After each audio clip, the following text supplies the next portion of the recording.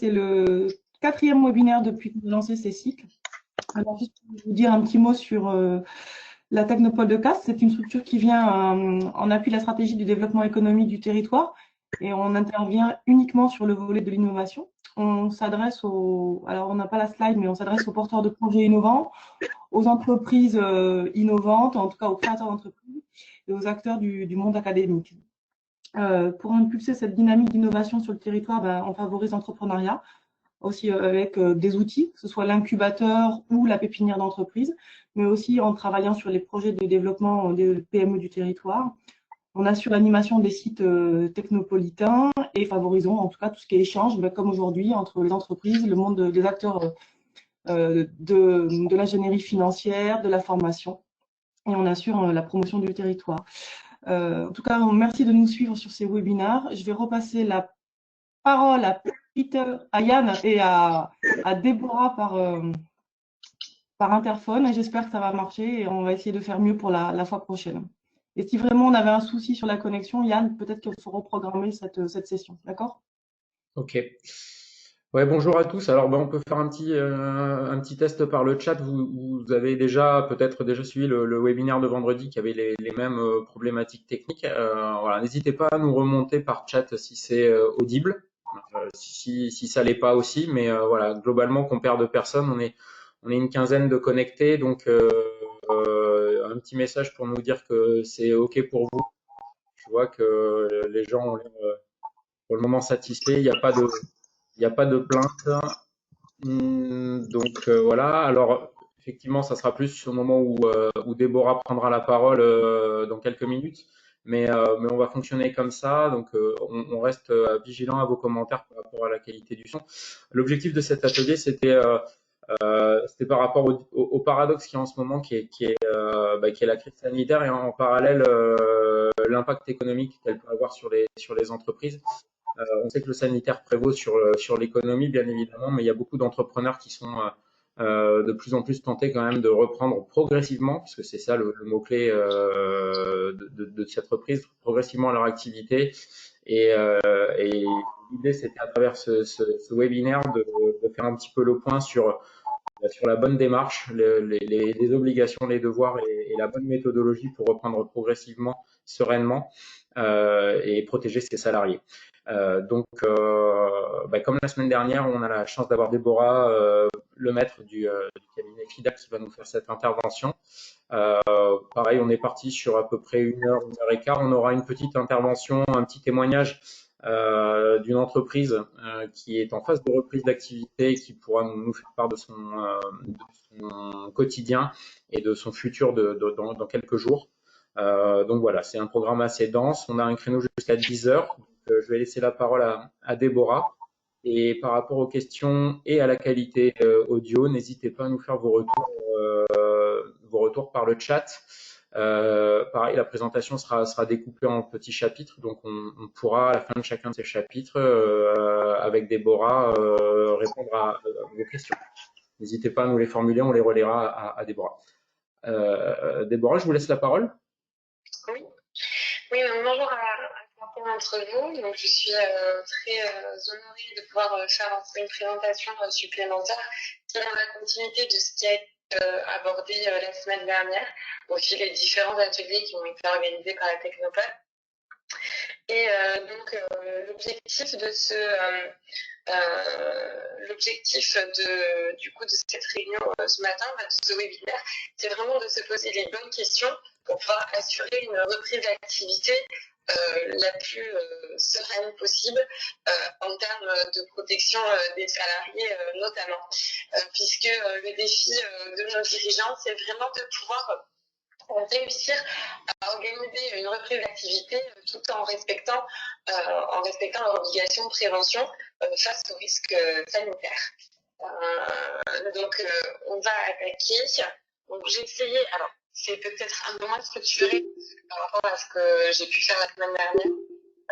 Tout simplement parce que cet atelier, ce matin, c'est voulu tourner plus pratique pour vous donner des moyens clés à mettre en œuvre sur le terrain des entreprises à préparer, que ce soit effectif au moment de la reprise. Donc c'est sûr que ça a une vocation à être moins théorique. Pour autant, on va quand même faire un peu de théorie. Il y a des choses qu'on a vues la semaine dernière, je vais revenir dessus parce que forcément, je ne peux pas passer outre même sur cette thématique de reprise et surtout sur cette thématique de reprise. Mais pour autant, voilà, ça va être aussi tourné sur des points qu'on n'a pas abordés. Donc, je vais passer.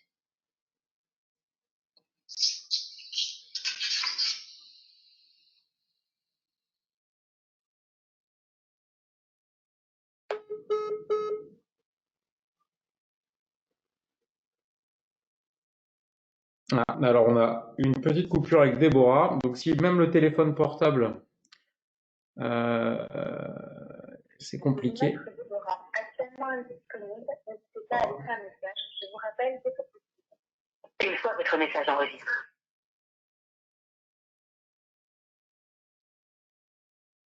Est-ce que vous m'entendez, moi?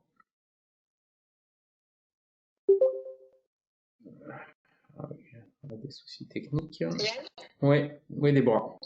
je vous ai perdu. Oui, on a vu ça, pas de souci. Là, c'est reparti. Donc, bon, bah, D'accord. on s'adapte. D'accord, bon, je reprends. Donc, sur le plan de reprise d'activité, on va avoir d'abord concevoir et formaliser une stratégie de reprise de la situation normale. La deuxième étape, c'est donc définir les priorités en termes de ressources et de procédures. On a une troisième étape qui est définir les rôles des différents responsables pour mettre en œuvre dans les délais prescrits les ressources et procédures. Concevoir et définir les dispositifs de vérification, de contrôle et d'évolution régulière du plan. Donc, c'est vraiment les étapes qu'on essaie de mettre en place avec le dirigeant dans cette démarche de reprise. Donc, c'est vraiment s'arrêter sur finalement comment on peut formaliser cette stratégie de reprise d'une situation normale. Il faut vraiment essayer de répertorier les ressources et les procédures qui sont nécessaires et définir les différents responsables, les rôles de chacun pour pouvoir mettre en place dans les délais prescrits les ressources et les procédures qu'on a identifiées. Et enfin, donc, concevoir, décliner les dispositifs de vérification, de contrôle d'évolution régulière du plan d'entreprise. Donc là, on a fait un petit récap illustré de la démarche. Alors, je ne sais pas si ça s'affiche, ça met un peu de temps à s'afficher. Ça n'a pas l'air de s'afficher. Là, là, on est sur la frise. Ah oui, voilà, et là, sur le tableau, ouais, c'est bon. Ouais, donc je reviens sur la frise, parce que c'est ce que je voulais voir. Pourquoi ça ne s'affiche pas? Il y a une petite latence, mais je pense que c'est le débit. Bon, je vais rester sur la frise. Donc, on a essayé de vraiment cartographier la démarche du plan de reprise. Ça me casse apparaître. Donc, on a essayé de cartographier vraiment la démarche du plan de reprise. C'est vraiment ce que je viens de vous dire. Donc, la première étape, c'est de définir le contexte, identifier les objectifs et les activités essentielles. Parce qu'on est dans un objectif de reprendre par palier. Donc après, on va essayer de déterminer les attentes de sécurité pour pouvoir atteindre ces objectifs. Donc là, on essaie d'estimer ce qu'on appelle le niveau de risque acceptable par rapport au risque sanitaire. On va cartographier faire une cartographie des risques et la stratégie de traitement de ces risques. Donc les identifier, les analyser, les évaluer et pour pouvoir mieux les traiter en fait. Et toujours dans un objectif donc, de reprise pour trouver des solutions de réponse adaptées et mettre en place donc les mesures qui s'imposent.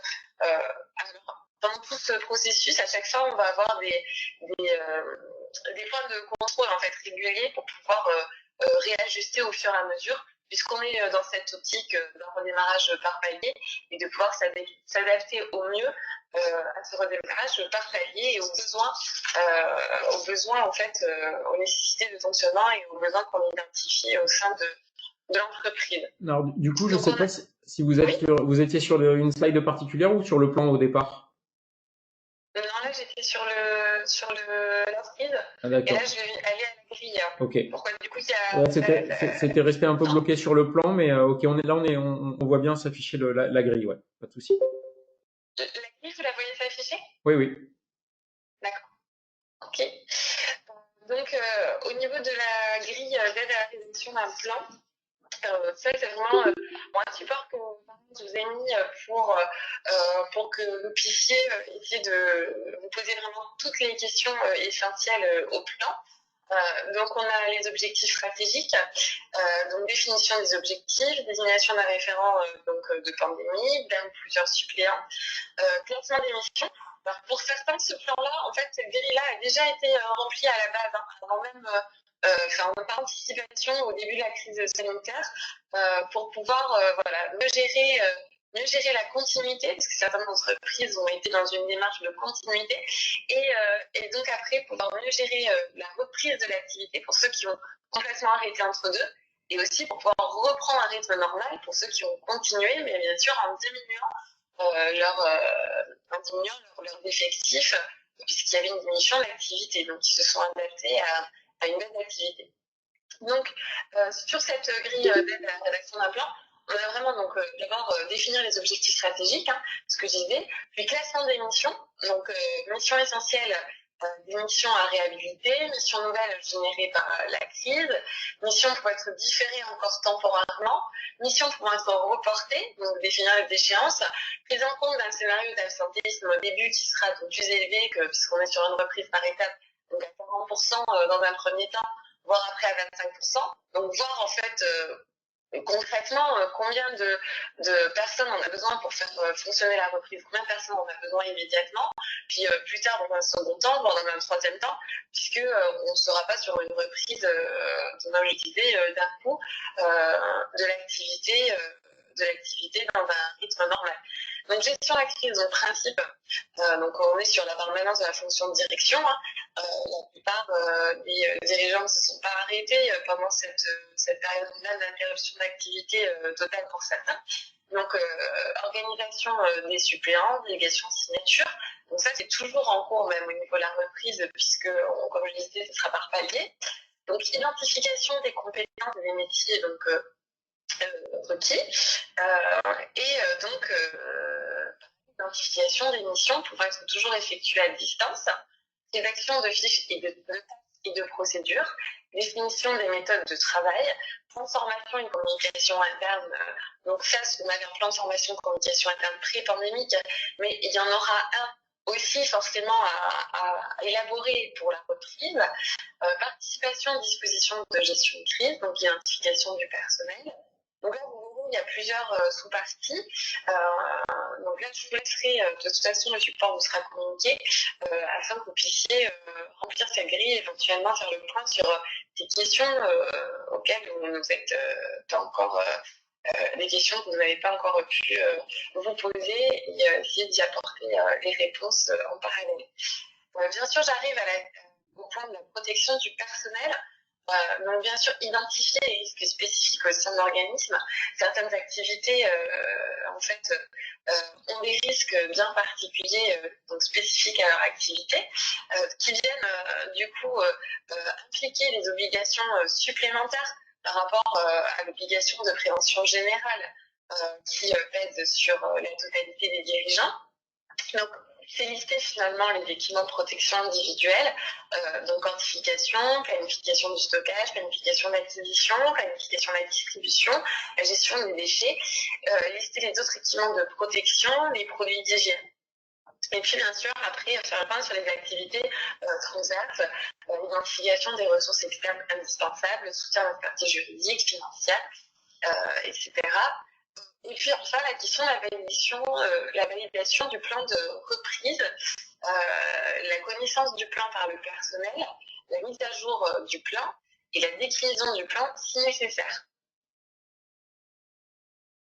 Donc finalement, on a une reprise par palier. Donc ce que je disais, identifier les paliers de reprise, donc les besoins et les ressources indispensables, adapter les mesures, puisque vous allez avoir une partie de vos salariés qui vont reprendre, une autre qui ne vont pas reprendre tout de suite, qui vont reprendre un peu plus tard. Donc ça va être peut-être par vague pour pouvoir s'adapter à l'activité réelle de l'entreprise. Donc il y aura toujours du télétravail pendant la reprise, puisque une partie de l'effectif, si possible, continuera à travailler à distance tant qu'on sera dans le cadre de la pandémie et du risque sanitaire. Et donc aussi adapter les mesures donc en matière de mesures de prévention sur place. Quelles sont les mesures à adopter, pouvoir les identifier, pouvoir les mettre en place le plus rapidement possible, que tout soit prêt pour pouvoir attaquer la reprise. Donc, choix du maintien de l'activité partielle pour une partie de la société, ça aussi, c'est donc une vraie question, et j'y reviens juste après. Donc, répertorier le personnel disponible, identifier tout d'abord le personnel volontaire, puisqu'on a la question du droit à retrait, on y reviendra aussi un peu plus tard. Et puis attention de prévoir les mesures à mettre en place, c'est-à-dire information des salariés et s'aménager les preuves de cette information. Donc attention au panachage d'activités partielles, c'est-à-dire réduction du temps de travail avec le télétravail, puisque on a quand même eu des signaux de vigilance à recourir à ce panachage, même si il est possible. On appelle strictement le bannir. Beaucoup d'entre vous ont d'ailleurs effectué un panachage entre télétravail et activité partielle, c'est-à-dire avoir une partie de l'activité qui est maintenue en télétravail et une autre partie qui fait l'objet de la demande de déclaration d'activité partielle, de la déclaration d'activité partielle, donc de la demande de prise en charge à ce titre. Ce panachage-là n'est pas proscrit. Pour autant, on attire vraiment l'attention des dirigeants sur la motivation du recours et de faire attention au suivi des heures chômées. Donc, je continue. Donc là, tout simplement vous rappeler, ça a été abordé la semaine dernière, mais j'y reviens. L'obligation de sécurité de l'employeur dans le cadre de l'entreprise, puisque finalement, sur ces questions-là, il n'y a pas de modification par rapport à ce qu'on a dit la semaine dernière. C'est toujours bon de les avoir en tête. Alors pourquoi du coup ça ne s'affiche pas? Voilà. Donc l'employeur prend les mesures nécessaires pour assurer la sécurité et protéger la santé physique et mentale des travailleurs et doit mettre en œuvre des actions de prévention et doit mettre en place une organisation et des moyens adaptés. Okay. Concrètement, au niveau de la reprise d'obligation de sécurité de l'employeur, donc tout simplement, pour éviter les risques, donc on évalue les risques, on les combat donc à la source, on adapte le travail, on tient compte de l'état d'évolution de la technique, remplacer ce qui est dangereux par ce qui n'est pas moins, planifier donc la prévention, prendre des mesures de protection collective, donner les instructions appropriées pour pouvoir éviter les risques. Naturellement, vous savez que le salarié qui doit travailler doit bien sûr remplir son attestation de déplacement dérogatoire. Donc, cette attestation ne suffit pas. Il doit avoir sur lui ce qu'on verra juste après, le justificatif de déplacement professionnel. Cette attestation met en avant que le déplacement, bien sûr, est indispensable. L'activité ne peut pas être organisée donc en télétravail et l'attestation, le salarié doit l'avoir sur lui avec un justificatif d'identité. Le justificatif de déplacement professionnel, quant à lui, est donc rempli par l'employeur, que le salarié détient sa possession au moment d'un éventuel contrôle. Bien sûr, cela pose pour l'employeur de se poser la question de la nécessité d'avoir son salarié donc bien sûr au sein de la structure, physiquement présent. Donc toujours la question de savoir si on peut organiser du télétravail ou pas. Dans la mesure où il va y avoir une reprise d'activité, forcément certains salariés vont devoir être présents physiquement au sein de l'entreprise et pour ce faire vont donc devoir avoir ce justificatif sur eux. Au niveau de la reprise et de l'obligation des salariés, on rappelle que le salarié aussi a des obligations dans le cadre de son obligation de sécurité. Déborah, je pense qu'en fait, on est une slide après vous. On a toujours j'ai l'impression qu'on a toujours une petite slide d'avance. Là, on est sur le rôle du CSE. Ce qui apparaît à mon écran, en tout cas, c'est le rôle du CSE. Alors, je reviens. Excusez-moi. Voilà. Non, mais c'est parce qu'il faut que vous l'ayez aussi, vous, au même niveau sur votre écran. Oui, c'est un double écran et mon écran GoToMeeting en fait a une slide en moi. Donc à chaque fois je l'avance parce que je pense que vous n'y êtes pas. Donc je vous remercie. Ouais. Donc je m'excuse. Pas de souci. J'espère que ça n'a pas trop gêné la compréhension. Non, mais après de toute façon, comme vous disiez, le support sera mis en ligne également, donc il est très complet. Donc il y aura le son et l'image, ça sera parfait. D'accord. Donc, au niveau des salariés, ce que je disais, les salariés ont des obligations qui découlent de leur obligation générale de sécurité. Hein. Donc, le principe, c'est qu'il incombe aux salariés de prendre soin de sa santé et de sa sécurité, ainsi que celle des autres personnes concernées par ces actes ou ces omissions de travail. Et ce principe est sans incidence sur le principe de la responsabilité de l'employeur. Donc, c'est pas parce que le salarié a commet des manquements et auteur de manquements, que pour autant l'employeur ne va pas engager sa responsabilité de son côté par rapport à l'obligation de sécurité. Sur le contexte de la mise en œuvre, donc l'obligation qui incombe au salarié s'inscrit dans le cadre de l'instruction de l'employeur. Ces instructions précisent en particulier, lorsque la nature des risques le justifie, les conditions d'utilisation des équipements de travail, les moyens de protection, les substances et préparations dangereuses. On y reviendra sur ces conditions d'utilisation des équipements de travail, puisque ici on est vraiment dans cette problématique-là, et on verra au moment où on doit s'aménager la preuve de l'information du salarié. Donc ces instructions sont adaptées à la nature des tâches à accomplir. En cas de manquement du salarié, donc un salarié peut être sanctionné s'il ne respecte pas les instructions de l'employeur, ça aussi on y reviendra. Mais en cas de manquement à son obligation de sécurité par un salarié, l'indemnisation du préjudice subi par un autre salarié est à la charge de l'employeur. Il ne peut être diminué en raison de l'imprudence du salarié fautif. Je passe. Il n'y a pas de questions particulières pour le moment. N'hésitez pas. Hein. On est en petit comité, donc ça peut être interactif. Hein.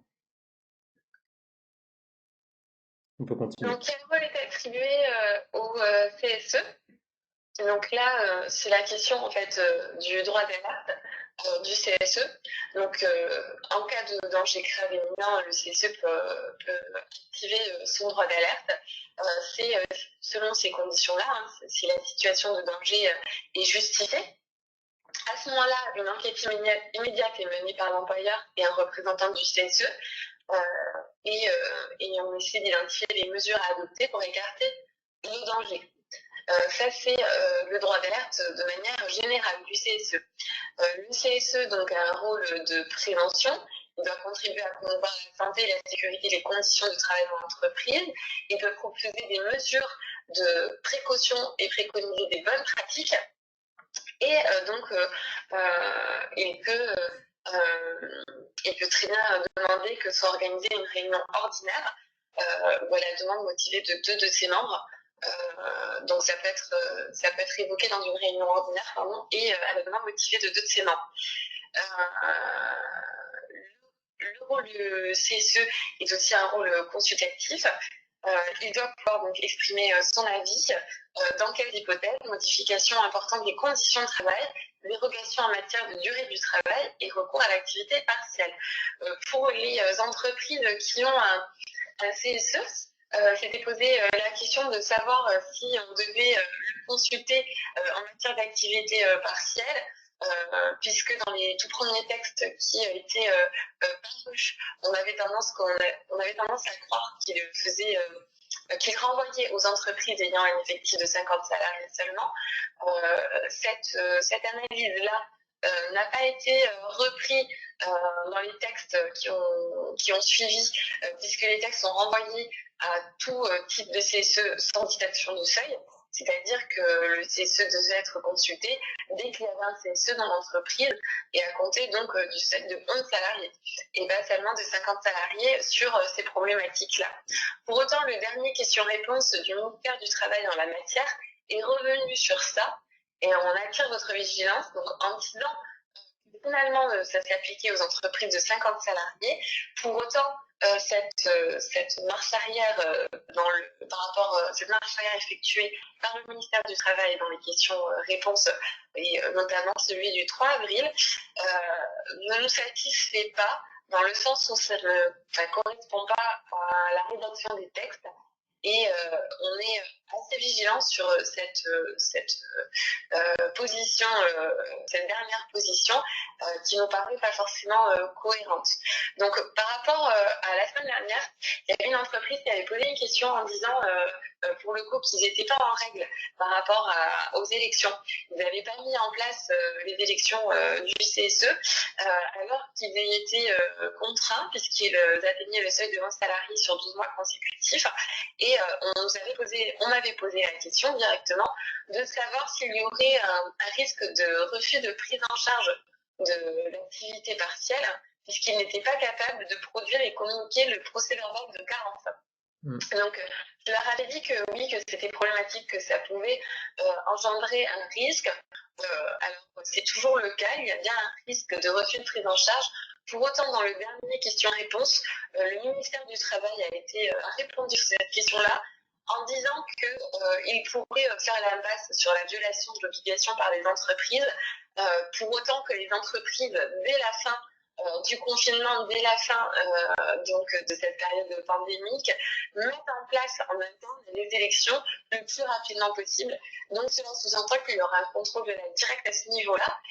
Si les entreprises ne sont pas diligentes, alors qu'il leur a été accordé dans une certaine souplesse la prise en charge de l'activité partielle, alors qu'elles sont en violation de leur obligation à ce niveau-là, il pourrait y avoir peut-être une remise en question de la prise en charge de l'activité partielle dans les mois qui viennent si les entreprises ne jouent pas le jeu.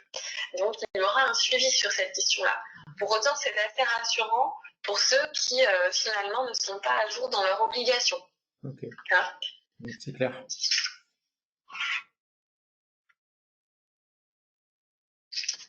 Donc comment gérer les relations collectives ?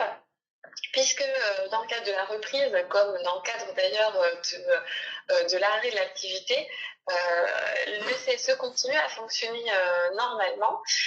Donc on a une obligation de continuer à organiser les réunions. Donc il faut privilégier bien sûr la visioconférence. Dans le cadre, en sens d'accord, le recours à la visioconférence est possible pour 3 réunions annuelles. Vu le contexte, il est opportun d'adopter un accord sur ce mode de fonctionnement, qui normalement est un mode de fonctionnement à titre exceptionnel, pour pouvoir en faire la règle dans les semaines, les mois qui viennent, puisqu'on ne sait pas combien de temps cette pandémie va durer. Si la visioconférence n'est pas envisageable, donc, hors cas de force majeure ou cas insurmontable, l'employeur doit convoquer la réunion ordinaire du CSE. Sinon, il se place dans une situation de délit d'entrave. Le coronavirus a été qualifié de cas de force majeure par le gouvernement, mais on n'a toujours pas de texte officiel qui le définit ainsi. Solution alternative, bien sûr, c'est recueillir l'accord de tous les membres du CSE pour reporter une réunion. Pour autant, ça ne peut pas être une solution pérenne, puisque l'employeur continue à être contraint de faire fonctionner le CSE. Donc ça peut être une solution de crise sur 1 à 2 semaines, mais pour autant les réunions mensuelles doivent être organisées, donc ce ne saurait être une position durable. On rappelle que durant cette crise, l'employeur est tenu de respecter la vie privée de ses salariés, donc il ne peut pas prendre des mesures portant atteinte à la vie privée des salariés. Les employeurs ne peuvent collecter des données de santé allant au-delà de la gestion des suspicions d'exposition au virus. Et ces données sont protégées par le RGPD et le Code de la santé. public. Est-ce qu'il y a des questions à ce niveau-là ou pas? Parce que là, on va attaquer concrètement comment s'aménager l'approche du respect de l'obligation de prévention. Ouais, dans le chat, j'en ai pas eu qui soit remonté. Peut-être, moi j'en ai juste pour peut-être que vous l'avez expliqué, hein, mais une toute petite entreprise qui n'a pas de CSE et qui serait voilà, qui aurait des salariés qui seraient qui penseraient être exposés à des risques abusifs. Est-ce qu'on peut imaginer des recours? Quel droit a le salarié par rapport à ça, auprès de qui se retourner si son employeur est trop pressé de reprendre l'activité et mal équipé? Alors, votre question, elle est en deux temps finalement, parce que du coup, vous m'avez parlé du fait qu'il n'y a pas de, comme vous dites, il n'y a pas de CSE, c'est ça? Ouais. Il n'y aurait pas de consultation finalement préalable, si j'ai bien compris. Oui. Et finalement, le salarié, est-ce qu'il pourrait invoquer un préjudice si l'employeur est équipé? Alors, si l'employeur n'a pas suffisamment pris au sérieux le risque sanitaire, il n'a pas pu adopter concrètement des mesures pratiques afin de protéger la santé des salariés, dans tous les cas, oui, le salarié pourrait se prévaloir du risque pour exercer tout d'abord éventuellement un droit de retrait. Donc on y reviendra un petit peu après sur ce droit de retrait. Mais en plus de ça, la vraie question qui va se poser, c'est si le salarié, lui, après, est contaminé. S'il est contaminé alors que l'employeur n'a pas su mettre en place des mesures pour le protéger et pouvoir au moins faire respecter les mesures barrières, y compris des mesures supplémentaires spécifiques à l'activité de l'entreprise, oui, là, le salarié va pouvoir finalement invoquer un préjudice, mais bien plus encore, on va se placer sur la question de l'arrêt de travail, l'accident éventuellement de travail ou la maladie professionnelle. Et c'est ce qu'on avait abordé la dernière fois. Est-ce qu'on va pouvoir caractériser une maladie professionnelle? Aujourd'hui, le doute subsiste. Il y a un risque de pouvoir caractériser une maladie professionnelle. Dans ce cadre-là, forcément, on va chercher la responsabilité. On peut aller chercher la responsabilité de l'employeur. Okay. Puisqu'on serait sur une violation de l'obligation de sécurité qui pèse sur l'employeur, qui est une obligation aujourd'hui, ça l'est moins que hier, mais c'est quand même une obligation de résultat. Donc l'employeur est susceptible d'engager sa responsabilité, y compris sa responsabilité pénale. Ok. Voilà. Et est-ce qu'en termes de bonnes pratiques, il y a une liste des bonnes pratiques officielles que tout employeur qui veut reprendre une activité doit respecter et mettre à disposition les bons équipements, les bonnes barrières, les bonnes mesures qu'on peut trouver, ou c'est chacun au cas par cas? C'est ce qu'on va voir là, Pardon. dans cette partie. Moi, je suis curieux. Donc, concrètement, quelles sont les mesures à adopter? Okay. Quelles sont les mesures à adopter en termes d'information des salariés sur place? Alors, vous dire qu'il existe une liste officielle, non, il n'existe pas de liste officielle exhaustive de ce qu'on doit mettre en place, puisque bien sûr, chaque activité est différente, il y a des domaines très différents. Certains domaines vont forcément impliquer un système de protection renforcé avec des mesures qui vont venir se juxtaposer en plus.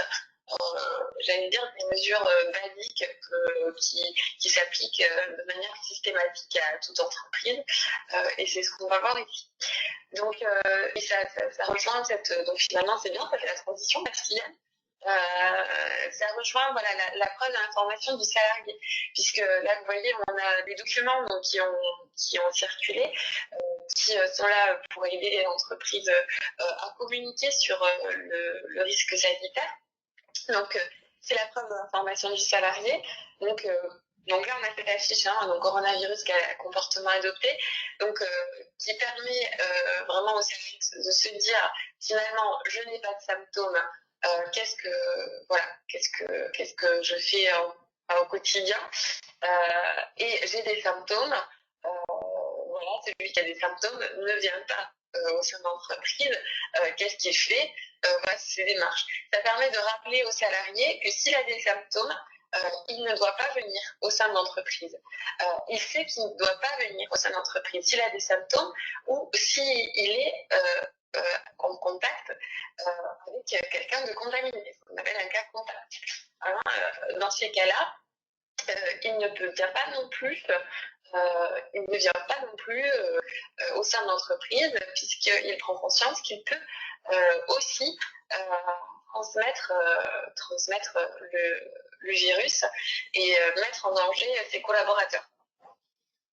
Donc ça, c'est l'employeur de rappeler aux salariés la bonne attitude.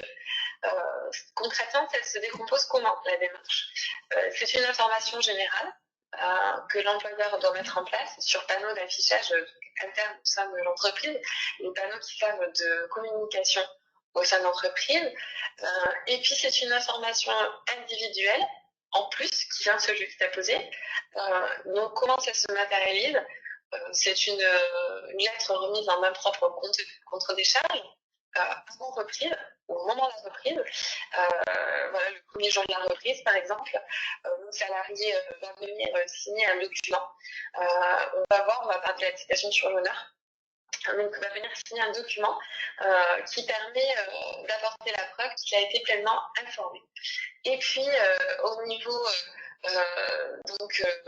bien sûr des mesures, cette information porte sur toutes les mesures qui sont mises en œuvre, donc bien sûr sur les mesures barrières, mais également sur tous les process internes en lien avec l'activité qui vont être adoptés parce que nécessaires pour pouvoir répondre aux risques sanitaires. Donc, on met en place ce qu'on appelle cette attestation sur l'honneur. Cette attestation sur l'honneur, elle sert à quoi? Elle sert à l'employeur de s'aménager la preuve qu'il a pleinement informé le salarié.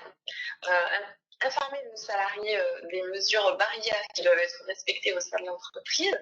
Donc ça, vous ne saurez que trop vous continuez d'avoir un document affiché en interne qui reprend le récapitulatif des mesures barrières. Ça ne pose pas trop de difficultés pour pouvoir en trouver même sur Internet.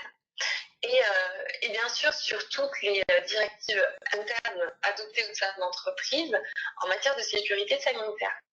Donc ça peut aussi faire l'objet d'un document annexé avec la liste des mesures adoptées par l'employeur au sein de l'entreprise, mesures spécifiques à son activité.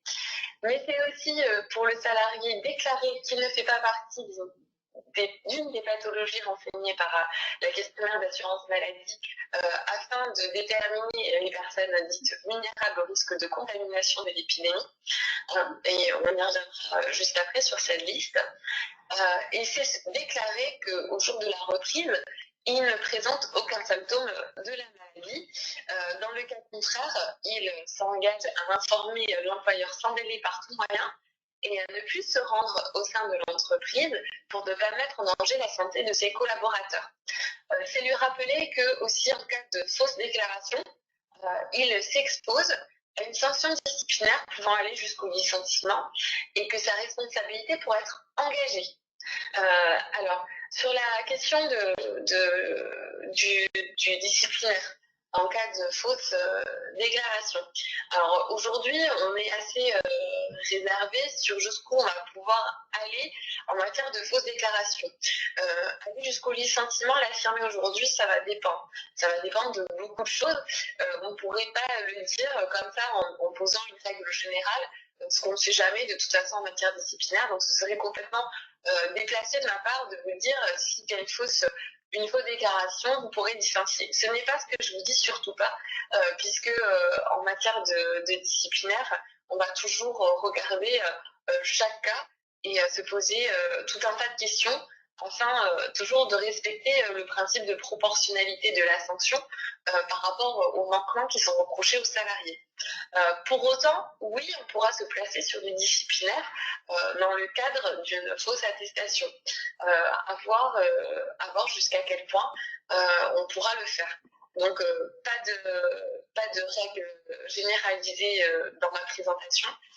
Pour autant, c'est informer le salarié que vous pourrez vous placer sur le terrain disciplinaire s'il ne prend pas conscience que par son comportement, il peut mettre en danger la santé de ses collaborateurs s'il fait une fausse déclaration, mais aussi s'il ne respecte pas les procédures internes mises en place au moment de la reprise pour protéger les salariés du risque sanitaire en général. Je continue. Donc, je fais juste un petit focus sur les pathologies qui ont été listées par les caisses d'assurance primaire d'assurance maladie. Juste un petit aparté aussi. Certains salariés se sont vus refuser la prise en charge de leur arrêt au titre des personnes vulnérables, donc au titre des pathologies qui sont dressées. Donc, la liste a été dressée par la CPM. Pourquoi ? Parce qu'ils ne rentraient pas dans ce qu'on appelle les maladies de longue durée. Et de ce fait-là, comme leur dossier n'avait pas cette appellation, ils ne pouvaient en bénéficier. Il s'est avéré en effet que la CPM fait un tri très sélectif et restrictif pour pouvoir isoler vraiment les salariés qui ont des pathologies de longue durée et pas seulement des pathologies qui rentrent dans cette liste. Donc attention aussi à ce niveau-là au refus de prise en charge par la CPM vis-à-vis de vos salariés. Je pense que cette question, de toute façon, cette situation a déjà été vécue, expérimentée par d'entre vous, puisque les refus ont lieu d'ores et déjà depuis quelques jours. Donc, bien sûr, si vous avez de l'activité partielle, ces salariés-là peuvent très bien faire partie des déclarations au titre d'activité partielle, être placés en activité partielle, s'ils ne peuvent pas faire de télétravail. Donc, au niveau des listes de pathologies, je les aborde vraiment très brièvement, je ne vais pas rentrer dans le détail. Donc, on a bien sûr les femmes enceintes, les maladies respiratoires chroniques, les insuffisances respiratoires chroniques, la mucoviscidose, insuffisance cardiaque toute cause, maladie coronaire, insuffisance d'accident vasculaire cérébral, l'hypertension artérielle, insuffisance rénale chronique dialysée, diabète de type 1, etc. Personnes avec une immunodépression, maladie hépatique chronique avec cirrhose, obésité avec un indice de masse corporelle égal ou supérieur à 40. Déborah, on a une petite question qui est venue. Qu'en est-il du changement de doctrine en matière de l'EPI masque et en particulier par rapport au masque dit alternatif? Alors, on a eu des instructions, on va dire, la position de la médecine du travail hier. Donc ça, c'était hier dans l'après-midi. J'avais déjà terminé ma présentation. Bon, c'est vrai que je ne l'ai pas ajouté. Pour autant, je peux vous communiquer.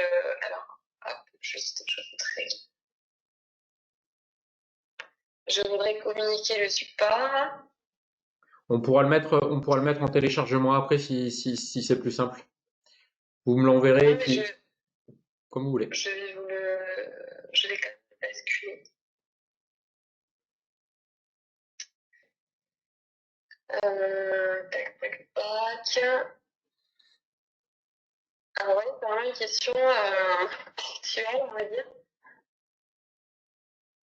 Plus que actuelle, puisque on a vraiment les directives qui nous sont arrivées hier. Je vais réactiver le partage d'écran une fois que j'aurai le document.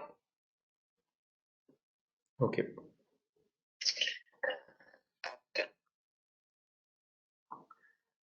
Alors, au niveau des masques alternatifs, bien sûr, la médecine du travail s'accorde à dire que c'est pas, ça ne garantit pas, le risque sanitaire comme les masques qui sont prévus et réglementés à cet effet. J'essaie de faire ce que je partager ce document. Hop, tac.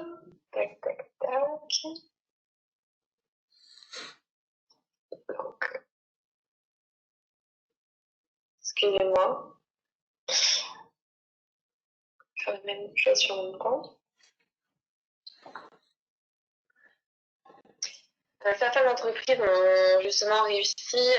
Voilà, donc je vais faire le partage de documents. Voilà. Essayer de changer le zoom. Hop. Certaines entreprises ont pu se procurer des masques pour la reprise, d'autres non. C'est une vraie question et d'autres se sont procurés des masques, mais on en a suffisamment. Pour autant, les autres mesures de protection sanitaire sont quand même effectives dans l'entreprise. Les droits alcooliques, les mesures barrières, mise en place de roulement, enfin voilà, des mesures pratiques pour pouvoir répondre aux activités spécifiques.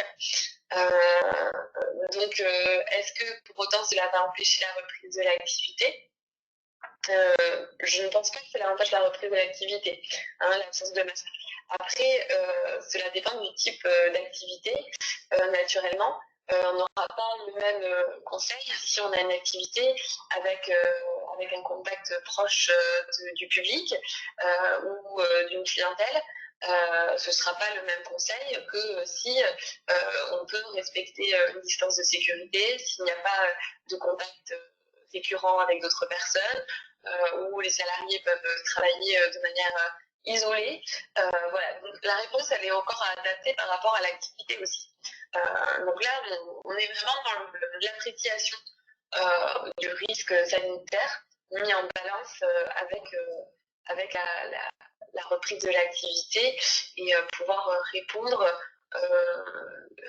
aux besoins de fonctionnement en fait. Ok. Est-ce que ce document-là, on peut le récupérer facilement sur un site particulier ou on pourra le mettre à disposition des gens qui suivent le webinaire? Oui, je vous l'enverrai, Yann, comme ça vous pourrez le mettre à disposition des personnes. Okay. Voilà. Vous voyez, donc là, ce type de document permet de se poser la question qu'est-ce qu'un masque normalisé, comment le reconnaître, des nouveaux types de masques anti-projection assurent-ils une protection efficace? Un masque fait maison assure-t-il une protection efficace? Ouais, parce que je pense que derrière ça, il y a aussi la question de savoir si on l'utilise parce qu'on veut se protéger d'une contamination ou si on l'utilise parce qu'on veut éviter de contaminer autour de soi. Il y a les deux questions, mais j'imagine que le document doit permettre de répondre à ça. Oui, parce que vous voyez, même là, la médecine du travail, c'est d'après l'OMS, vient dire quand utiliser un masque, quelles sont les circonstances où on doit utiliser un masque. Là, je suis sur ce paragraphe, donc là, je vous l'ai mis la page. Si vous êtes en bonne santé, vous ne devez utiliser un masque que si vous vous occupez d'une personne présumée infectée par le Covid-19. Portez un masque si vous toussez ou éternuez. Le masque n'est efficace que s'il est associé à un lavage de mains fréquent à l'eau et au savon et ou avec une solution hydroalcoolique et en complément des gestes barrières. Si vous portez un masque, il est important que vous sachiez l'utiliser et l'éliminer correctement. Vous voyez ici, on est loin de la notion du monde de l'entreprise. Là, on est vraiment sur le risque sanitaire au quotidien pour toute personne. Voilà, et ça, c'est la médecine du travail qui a communiqué ce document hier. Donc, certaines activités peuvent reprendre sans masque à partir du moment où on est capable d'assurer un minimum de protection pour les salariés. Voilà. Parce que vous voyez quelle est la durée maximale de port des masques normés? On est à 4 heures pour le port d'un masque chirurgical, selon la notice d'utilisation du fabricant, masque FFP, durée maximale de 8 heures. Donc, moi, je pense que chacun trouvera des éléments de réponse à ces préoccupations. Après, c'est sûr que c'est pas du sur-mesure par rapport au quotidien de chacun, mais ça donne déjà des pistes, effectivement. Ok. Je regarde l'heure. Ouais, je regarde l'heure, Déborah. Je veux juste être sûr qu'on soit pas ric-rac et qu'on coupe pas une partie, parce que je crois qu'on est à la moitié de la présentation. Il va nous rester une petite demi-heure, donc également pour Monsieur Sylvestre. Voilà. D'accord. Je vais être très brève de toute façon. sur la suite. Je n'attaquerai pas la partie sur le chômage partiel. Je laisse les slides de toute façon à disposition de ceux qui participent à l'atelier. S'il y a des questions, voilà, j'y répondrai. Cette semaine, j'ai répondu à 2 personnes qui sont revenues vers moi suite à l'atelier de la semaine dernière. Voilà, il ne faut pas hésiter à me faire un petit mail ou à me contacter par téléphone pour qu'on puisse échanger sur vos questions. Juste un petit focus sur le droit de retrait. Ça avait été abordé de toute façon la semaine dernière, mais j'y reviens. Le droit de retrait, est-ce que le salarié peut l'exercer? Dans ce contexte-là, donc il peut éventuellement exercer son droit de retrait. Pour autant, est-ce qu'on considère qu'il est fondé? À partir du moment où l'employeur a mis en place toutes les mesures appropriées, le droit de retrait aujourd'hui n'est pas forcément fondé, puisque le droit de retrait ne peut pas être invoqué dans une situation de pandémie, puisque c'est une situation générale de risque et pas un risque isolé qui permet l'exercice du droit de retrait. Je vais vous laisser prendre connaissance des slides. Je voudrais vraiment qu'on ait un échange sur les bonnes pratiques, donc je ne vais pas m'éterniser sur le droit de retrait. Ouais. Bah, y avait une question par rapport à ça, hein, c'était est-ce que un employeur qui ne peut fournir aucun masque vis-à-vis d'un employeur qui ne peut fournir aucun masque, un salarié peut-il utiliser son droit de retrait? Et après il y avait un élément de réponse, j'ai l'impression qui était avancé en dessous par rapport à la fédération du BTP. Mais effectivement, ouais, comment se positionner? Alors dans le cas du BTP, apparemment, le masque est obligatoire et donc imposé par les fédérations. Est-ce que dans d'autres secteurs d'activité, on peut avoir des cas particuliers? Et c'est un petit peu moi une question que j'avais, c'était est-ce qu'il y a chaque entreprise a son autonomie ou est-ce que justement c'est une fédération, c'est un syndicat d'une profession qui fait on va dire la tendance ou est-ce que chacun peut piloter à sa propre échelle? Alors bien sûr que chacun va pouvoir analyser à sa propre échelle le risque et les mesures à adopter, pour autant ne pas écouter les syndicats en matière de mesures à adopter, ce serait éventuellement se mettre dans une position à risque dans le cadre d'une contamination éventuelle. Bien sûr que les mesures vont changer, varier, le périmètre va être différent en fonction de la nature de l'activité.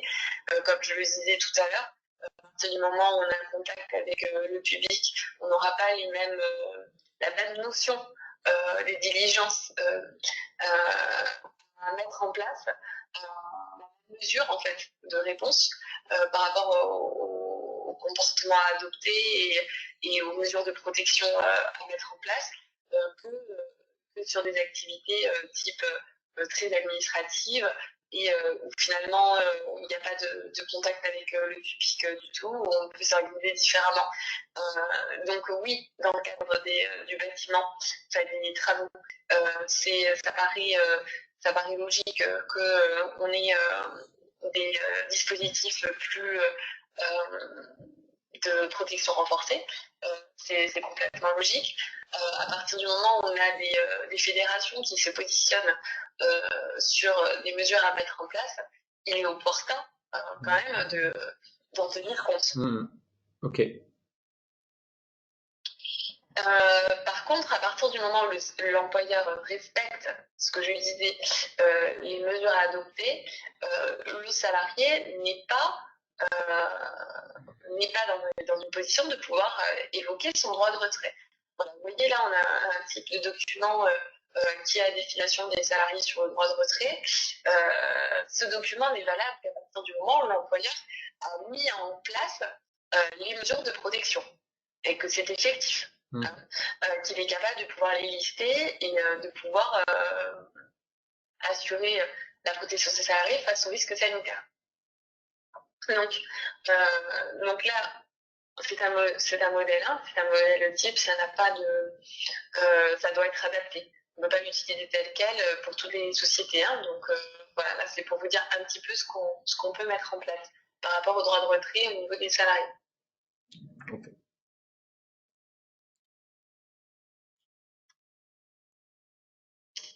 Donc voilà. Donc, on a des types de documents qui ont été communiqués par le ministère du Travail qui sont très bien faits. Voilà, qui rappellent la notion d'obligation de sécurité qui pèse sur l'employeur, la question de l'évaluation des risques, la question du dialogue au sein de l'entreprise. Bien sûr que la reprise implique le dialogue social. C'est même une évidence en fait, puisque pouvoir minimiser, on va dire, la potentialité d'avoir des salariés qui se placent dans un droit de retrait hypothétique. Il faut aussi pouvoir les rassurer, concrètement pouvoir être en capacité d'informer sur les mesures qu'on a adoptées et pouvoir en justifier. Hein. Donc ça c'est la question du CSE pour les entreprises qui en ont un, mais sans parler même du CSE, de toute façon le dialogue social il est impératif pour pouvoir envisager une reprise sereine, ou la plus sereine possible. Donc bien sûr, généralisation du télétravail, prise en compte des vulnérabilités, mesures à respecter pour les salariés présents sur site. Hein. Donc on rappelle les gestes barrières, la limitation des réunions, la limitation des regroupements de salariés, les déplacements non indispensables. Pareil, les mesures à prendre en cas de contamination pour l'employeur. Les règles de nettoyage des locaux, en fait, c'est des règles spécifiques, même si on est sur de l'hygiène, j'allais dire une notion d'hygiène générale, hein, mais renforcée par rapport à l'état actuel de la situation. Et voilà, la prise en compte des situations de travail particulières. Hein, et on a, par exemple, les bonnes pratiques dans le secteur de la livraison. Approvisionner des livreurs en gel hydroalcoolique pour se nettoyer les mains entre chaque livraison, livraison avec dépose au sol en présence du client sans remise en main propre, remplacer la signature par une photo du client avec son colis. Donc voilà, c'est essayer de mettre en place en fait tout ce qui au niveau pratique évite le contact. Donc bonne pratique dans le secteur de la grande distribution. Donc, moi je ne vais pas détailler parce que je ne crois pas qu'il y ait une personne de la grande distribution ce matin parmi nous. Et enfin, du secteur de la logistique. Donc ça concerne quand même pas mal de personnes dans le cadre de l'atelier ce matin. Donc, mettre à disposition du savon du gel hydroalcoolique en quantité suffisante pour que les salariés puissent régulièrement se nettoyer les mains, espacer les postes de travail pour éviter la promiscuité, organiser la rotation des équipes après nettoyage des lieux communs, réaliser les chargements et déchargements de camions par une seule personne en s'assurant de la mise à disposition d'aide mécanique, fractionner les pauses afin de réduire les croisements et la promiscuité dans les salles de pause.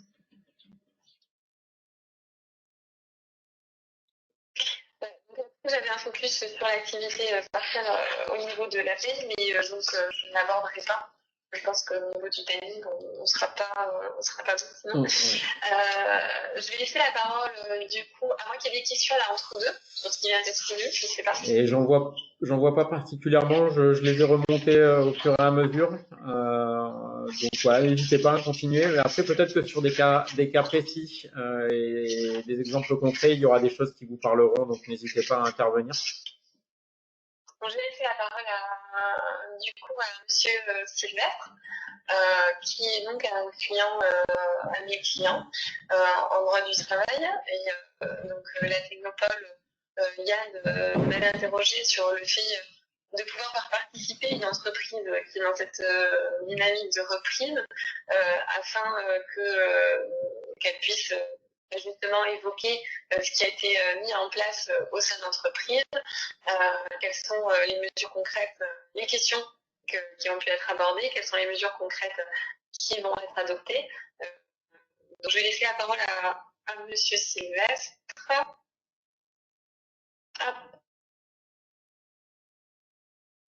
Alors, il faut que je lui redonne le micro, ça sera beaucoup mieux.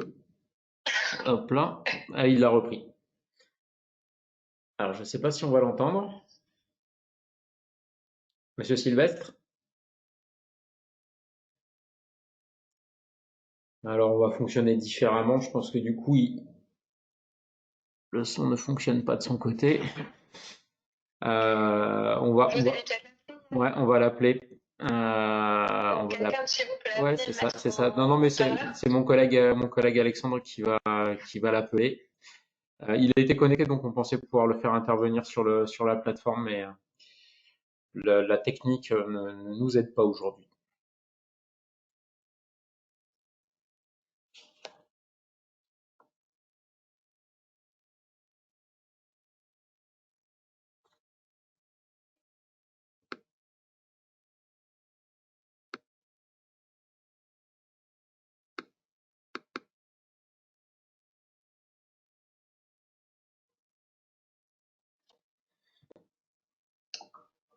Alors, Alexandre, il va falloir que tu remettes ton micro.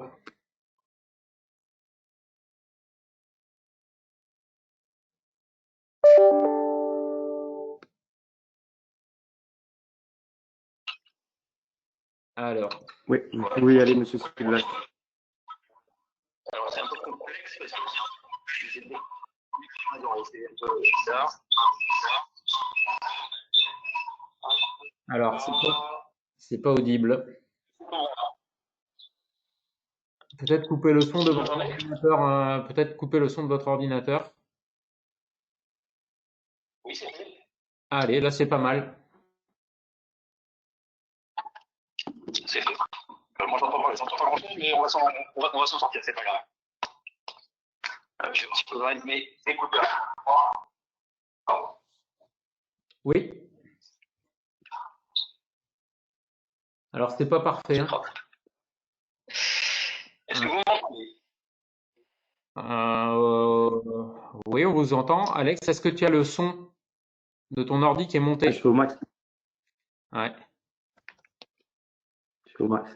Allez-y, monsieur Sylvestre, on fait un petit essai, on va voir ce que ça peut donner. Sinon, Est-ce que vous m'entendez? Moi, je t'entends très bien. Et mon micro est ouvert d'ailleurs, je ne sais pas pourquoi il marche pas, c'est imbécile. bon, bah, très Mais bien. bon, c'est pas grave. Est-ce que c'est mieux? Ouais, c'est bien. On peut fonctionner comme ça. Alors, on va essayer de fonctionner comme ça. Alors, du coup, avec tout ça, j'ai oublié la question, mais c'est pas grave. On va essayer de remettre les choses dans l'ordre. La question portait sur les plans de prévention, si mes souvenirs sont exacts. Reprise progressive. Donc, pardon? Et la reprise progressive. Les mesures mises en place pour la reprise prévue. Alors, les mesures mises en place, nous, on a fait la semaine dernière. En préalable, alors nous, on prévoit une reprise le 14. Alors, nous c'est peut-être pas évident d'ailleurs, si c'est nous. Donc, moi, je suis dirigé d'une boîte qui s'appelle Somalu, qui est sur le COS. On est 80 personnes, 13 millions d'euros. Voilà, et on s'est arrêté complètement le 18 mars, donc le 17 mars au soir. On a arrêté complètement les activités de production et on a mis en télétravail nos équipes administratives, ça fait à peu près 25 personnes. En télétravail à mi-temps la première semaine et à peu près 25% la semaine d'après. Cette semaine, les gens sont plutôt en congé payé. De manière globale, avec un minimum de services pour nos clients. Le planning de reprise, donc, il est prévu pour la semaine prochaine, le 14.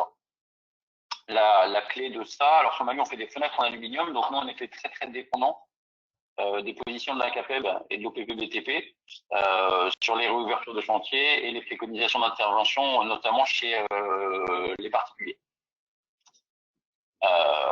Donc voilà pour le cadre général. Donc on a choisi de redémarrer que la semaine prochaine, même si d'une manière générale, notre syndicat national de la fenêtre en l'occurrence a créé les conditions, on va dire pour faire simple, d'une reprise dès hier. Mais nous, on n'avait pas suffisamment de clients ouverts ou opérationnels pour que ça ait du sens. Donc on a réuni tout d'abord le CSE la semaine dernière pour partager et négocier, parce que vu de ma fenêtre, l'acceptation des salariés quant au plan de reprise me semble un point important pour qu'effectivement on ait des volontaires à un moment qui se manifestent et qui viennent effectivement faire les tâches dont on a besoin. Donc ça a fait l'objet d'une concertation assez étendue. La concertation elle a porté sur 4 axes de travail, 4 familles, on va dire, d'actions qu'on a mises en place.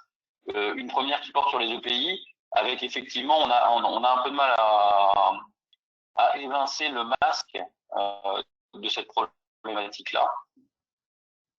À mon avis, va quand même représenter un sésame pour pouvoir reprendre dans de bonnes conditions avec l'ensemble des salariés. Donc le masque était un peu un sujet de non-discussion, en sachant que pour ce qui concerne Somalu, mais c'est un peu facile par rapport aux autres, je veux dire, le syndicat national s'est occupé d'approvisionner des masques dans des grandes quantités. Donc nous, on attend une livraison de masques chirurgicaux fin de cette semaine, début de semaine prochaine, normalement. Bon. Donc premier axe EPI avec les masques, le gel hydroalcoolique. On a prévu, même si ça semble pas nécessaire, des gants à usage unique, des mouchoirs à usage unique et gel hydroalcoolique, je vous l'ai dit. Et voilà. Donc pas grand chose en termes d'équipement de protection individuelle. Le problématique number one là-dessus quand même, donc les masques évidemment on en a parlé, et le gel hydroalcoolique où il est compliqué de trouver des petits contenants. Aujourd'hui on arrive à trouver des gens qui vous livrent un bidon de 5 litres, mais mettre un bidon de 5 litres à disposition de chacun des salariés c'est un petit peu complexe. Donc petite suggestion qui a été faite par une de nos salariés de manière pas idiote, si vous avez besoin d'aller chercher des petits contenants, essayez d'aller voir dans les boutiques qui font de la vapote. Ils ont des petits contenants vides dans lesquels on peut éventuellement transvaser du gel hydroalcoolique en bidon qu'on pourrait avoir. Pour faire face à ça également, on a défini qu'on allait consigner en quelque sorte les flacons de gel hydroalcoolique, à savoir qu'on allait en mettre un petit flacon à disposition pour les salariés qui arrivent le matin, qui sont priés de le reposer quand ils repartent le soir, en fin de poste on va dire, de sorte à être sûr de pouvoir équiper tous les gens qui viennent travailler avec ce flacon de gel hydroalcoolique. Charge à quelqu'un dans l'entreprise, responsabilité chez nous, de récupérer ces petits flacons, de les nettoyer, de les désinfecter et d'en refaire le parc qui puisse être disponible pour un autre derrière. Donc voilà pour l'aspect équipement de protection individuelle. Derrière, il y a les deuxième axe de travail, ça a été les modes de fonctionnement de l'entreprise. Alors les modes de fonctionnement de l'entreprise, on commence par une description de la prise de poste qui est un petit peu particulière par rapport à ce qui se passe d'habitude, où on souligne qu'il faut que les gens arrivent par des moyens de transport individuels. Alors sans aller jusqu'à interdire le covoiturage, parce que c'est parfois complexe, tout le monde n'a pas nécessairement une voiture ou un moyen de transport autonome, mais au moins en rappelant les préconisations de pas plus de 2 personnes par voiture positionnées en quinconce dans la voiture. On a également préconisé que les gens arrivent déjà en tenue de travail, qu'il n'y ait pas de besoin d'utilisation des vestiaires, et avec un circuit de rentrée dans l'usine assez strict, avec une seule entrée, entrée qui soit plutôt en sens unique, histoire d'éviter les croisements de personnes, et en prenant tout de suite sa dotation journalière. Évidemment, on ne va pas donner des dotations hebdomadaires de masques, parce que si on commence à donner des dotations hebdomadaires de masques, tout ça va disparaître en 2 secondes 30 et le lendemain, il n'y en aura plus. Donc tous les jours, il va falloir préparer les petites dotations journalières avec 2 paires de gants, 2 masques, c'est des masques chirurgicaux, un petit flacon de gel et un petit paquet de mouchoirs à usage unique. Tout ça avec une petite signature. On parlait de l'obligation de garantir que les salariés ont bien été informés et équipés, donc une petite signature comme quoi les gens ont bien récupéré leur petit package de pays d'un arrière. On a débattu un long moment de la prise de température qui était souhaitée par les salariés. C'est un point qui est encore polémique. Je pense que ça va faire l'objet d'une nouvelle discussion lors du prochain CSE qui est programmé mercredi. Et les gens se rendent directement à leur poste de travail. Ça passe pas à la machine à café. Ça va pas faire coucou à tout le monde parce que sinon on va pas y arriver. Donc procédure de prise de poste, procédure de fin de poste avec la disposition des EPI dans des poubelles dédiées, avec juste 2 endroits prévus dans l'entreprise, un pour les bureaux, un pour l'usine. Et un rappel d'obligation de lavage des mains et de dépôt du petit flacon de gel en fin de poste. Okay. Pour les modalités de travail, a également prévu des procédures assez strictes sur les livraisons, la réception des livraisons, des procédures strictes sur les visites fournisseurs, alors, qui sont en théorie interdites, mais enfin on aura du mal à empêcher le type qui passe de s'arrêter. Les interventions des prestataires, alors ménage, entretien des espaces verts, maintenance, la poste, etc., etc. Donc, il y a également des procédures assez strictes qui vont être envoyées à tous les intervenants extérieurs préalablement à leur visite dans nos locaux. Des procédures pour la réception de clients, on attend des clients qui viennent enlever de la marchandise chez nous. Donc pareil, une procédure, un protocole, ça va leur être transmis. On a généralisé autant que possible le travail en poste. Alors, on a chez nous suffisamment de volontaires pour assurer la quantité de boulot qu'il y a à faire. Pour autant qu'on puisse l'apprécier, la semaine prochaine, on va tourner à peu près à 50% de besoins, à peu près. Et on a, on va dire, 60 à 70% de volontaires. Donc, je pense que ce qu'on va faire, c'est qu'on va faire travailler une partie de l'atelier en demi-journée le matin, une deuxième partie de l'atelier en demi-journée l'après-midi, le tout séparé d'une heure pour éviter que tout ça se croise et que ça permet quand même de faire le boulot. Le fait de démarrer le temps progressivement mais à mi-temps permet en plus un petit avantage annexe de limiter l'utilisation du réfectoire et donc d'éviter les croisements de personnes. Vous n'hésitez pas si vous avez des questions, parce que là je parle tout seul, mais je peux l'entendre. Parfait. Qui est une question, évidemment. Il y en a une, je ne sais pas pour qui, je vous coupe, il y en a une, comme ça on en profite. Est-ce que les lunettes de protection font partie du package ainsi que les protections des cheveux? Question concrète. De votre côté? Non, ça a plutôt abordé par le CSE. Ça n'a pas fait partie de nos discussions. D'accord. Ok, c'est clair. Alors, ça n'a pas fait partie de nos discussions. Il y a effectivement des gens qui ont commencé à parler des lunettes, mais je dirais de manière assez simple, à partir du moment où il y a des masques, il n'y a pas besoin de lunettes. Enfin, sauf intention délibérée de terrorisme biologique, mais à partir du moment où il y a des masques, le consensus était de dire que les lunettes étaient a priori pas nécessaires. Ok. Voilà. On a également formalisé, parce que ça va sans dire, mais ça va quand même mieux en le disant, l'interdiction du prêt de matériel. Parce que c'est vrai qu'on a vite fait de se passer un tournevis, une pince, un stylo, un machin, un truc. Ça, c'est vachement simple. On a très culturellement l'habitude de faire ça, donc on a rappelé l'interdiction de faire ça. Donc les gens sont priés d'avoir leur tournevis, leur stylo, leurs outils avec eux, parce que effectivement, c'est un vecteur auquel on pense pas et ça va très très vite. Évidemment, la limitation des réunions. Donc nous, on avait un mode de fonctionnement avec des réunions par service journalières. Donc ça, évidemment, c'est terminé. Et même dans les réunions internes à l'entreprise, favoriser la vidéo. Je dirais que s'il y a bien un bénéfice de cette crise du coronavirus, au moins pour nous, c'est d'avoir facilité le recours au télétravail et à rentrer ça dans les mœurs de l'entreprise. Alors, il ne faut pas en abuser, mais pour autant, on s'aperçoit quand même que faire des réunions en non présentiel, c'est pas nécessairement un gros problème. On est d'accord. Le barrière, évidemment, avec des procédures, avec des informations, de la formation, du rappel, de l'affichage, de la surveillance et, c'est pas drôle, mais c'est comme ça, de la sanction, évidemment.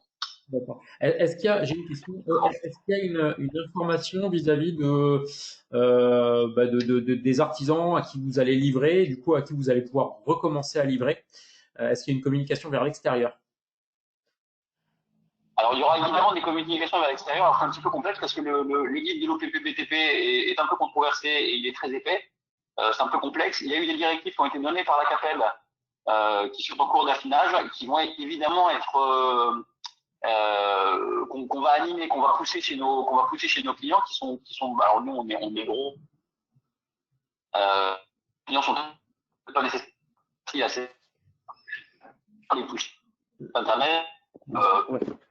Ouais. Alors attendez. On vous entend. Ça a coupé.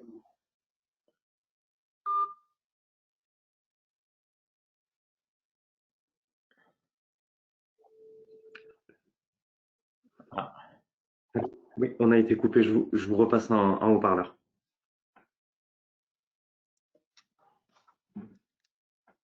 Donc oui, on va pour finir à la question, donc on va également servir de caisse de résonance à l'OPPVTP et à la CAPEB pour que l'ensemble de nos clients puissent bénéficier des informations et des dispositions qui ont été prises par ces organisations, et ce qui passera vraisemblablement également par une formation de nos commerciaux à ces précautions et à ces guides-là, et de nos chauffeurs qui sont en première ligne quand ils viennent livrer. Il y a une phase de collecte d'informations qui prend beaucoup de temps en fait, ne serait-ce que pour la reprise de l'entreprise, ça c'est une chose, mais également pour la reprise de la collaboration avec d'autres entreprises. Parce que de la même manière que nous on a mis en place un certain nombre de procédures pour assurer nos livraisons, faire fonctionner nos prestataires, etc.